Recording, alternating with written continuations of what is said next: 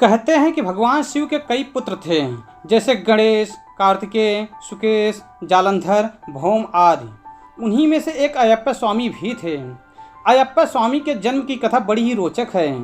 केरल के सबरीमाला में भगवान अयप्पा स्वामी का प्रसिद्ध मंदिर है, जहां लाखों लोग उनके दर्शन करने के लिए आते हैं। भगवान अयप्पा के पिता शिव और माता मोहिनी हैं। विष्णु का मोहिनी रूप देखकर भगवान शिव का वीरपात हो गया था। उनके वीर को पारद कहा गया और उनके वीर से ही बाद में सस्तव नामक पुत्र का जन्म हुआ, जिन्हें दक्षिण भारत में अयप्पा कहा गया।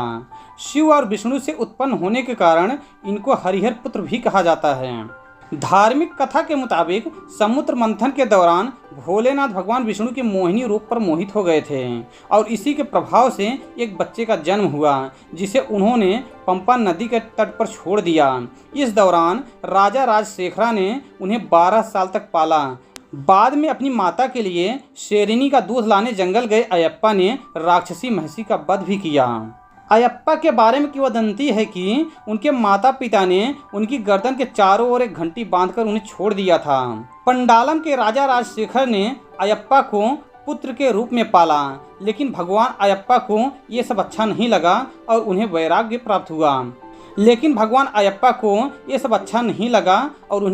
प्राप्त हुआ। तो वह महल छोड़कर चले गए। कुछ पुराणों में अयप्पा स्वामी को शास्ता का अवतार माना जाता है। भारतीय राज्य केरल में सबरीमलई में अयप्पा स्वामी का प्रसिद्ध मंदिर है, जहां विश्व भर से लोग शिव के इस पुत्र के मंदिर में दर्शन करने के लिए आते हैं। इस मंदिर के पास मकर संक्रांति की रात घने अंधेरे में रहकर यहां एक ज्योत दिखती है। इस ज्योत के दर्शन के लिए दुनिया भर से करोड़ों श्रद्धालु हर साल आते हैं। सबरीमाला का नाम सबरी के नाम पर पड़ा है। वही सबरी जिसने भगवान राम को जूठे फल खिलाए थे और राम ने उसे नवधा भक्ति का उपदेश दिया था। बताया जाता है कि जब जब ये रोशनी दिखती है, इसके साथ शोर भी सुनाई देता है। भक्त मानते हैं कि ये देव ज्योति है और भगवान इसे जलाते हैं। मंदिर प्रबंधन के पुजारियों के मुताबिक मकर माह के पहले दिन आकाश में दिखने वाला एक खास तारा मकर ज्योति है। कहते हैं कि अयप्पा ने शैव और वैष्णव के बीच एकता कायम की।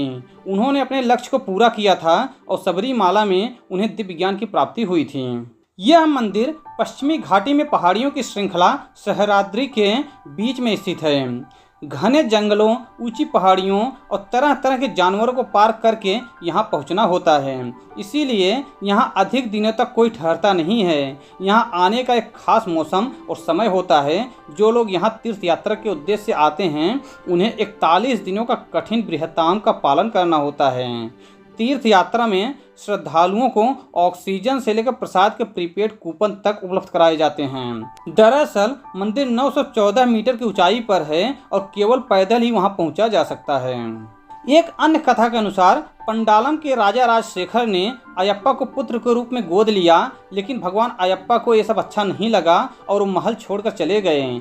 आज भी यह प्रथा है कि हर साल मकर संक्रांति के अवसर पर पंडालम राजमहल से अयप्पा के आभूषणों को संदूकों में रखकर एक भव्य शोभा यात्रा निकाली जाती है, जो 90 किलोमीटर की यात्रा तय करके 3 दिन में सबरीमाला पहुंचती है।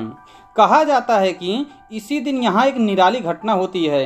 पहाड़ी की कांतामाला चोटी पर असाधारण चमक वाली ज्योत दिखलाई देती है। 15 नवंबर का मंडलम और 14 जनवरी की मकर विलक्कू ये सबरीमाला के प्रमुख उत्सव हैं। मलयालम पंचांग के पहले 5 दिनों और विषु माह यानी अप्रैल में ही इस मंदिर के पट खोले जाते हैं। इस मंदिर में सभी जात के लोग जा सकते हैं, लेकिन 10 साल से 50 साल की उम्र की महिलाओं को प्रवेश पर मनाही है। सबरीमाला में स्थित इस मंदिर प्रबंधन का कार्य इस समय त्रावणकोर देवाश्रम बोर्ड देखती है। तो दोस्तों, आज के वीडियो में बस इतना ही। अगर आपको हमारा यह वीडियो पसंद आया है तो कृपया लाइक कीजिए और ज़्यादा से ज़्यादा शेयर कीजिए। धन्यवाद।